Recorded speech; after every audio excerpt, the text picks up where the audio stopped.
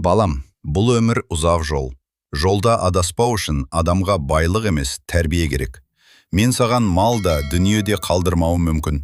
Бірақ ең қымбат мұра сөз бен өнеге. Біріншіден, ар намысыңды таза ұста. Қазақ, малым жанымның садағасы, жаным арымның садағасы деген. Ар кеткен жерде адамдық кетеді. Қандай тиындық келсе де, өтірікке, опасыздыққа барма. Екіншіден, үлкенге құрмет, кішіге ізет көрсет.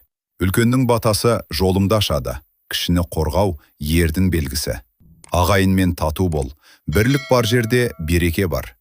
Үшіншіден, еңбектен қашпа. Еңбек етпеген ер қадірсіз. Тер төгіп тапқаннан тәтті болады. Омай келген дүние омай кетеді. Төртіншіден, сабыр сақта. Ашумен айтқан сөз атылған оқ. Сабыр ердің серігі. Қиындық уақытша, абырой мәңгі. Бесіншіден, ата-баба жолын ұмытпа. Дәстүр тамыр. Тамыры жоқ ағаш желге шыдамайды. Тегіңді біл, тарихыңды құрметте, еліңе қызмет ет. Балам, адам болу ата қалу емес, адам болу, әділ болу. Егер біреуге пайдам тимесе, зияның тимесін. Артынан жақсы сөз қалсын. Менің саған қалдырған өсиетім осы. Адал жүр, еңбек ет, еліңді сүй, ата-анаңды құрметте. Сонда сенің өмірің де, ұрпағың да берекелі болады.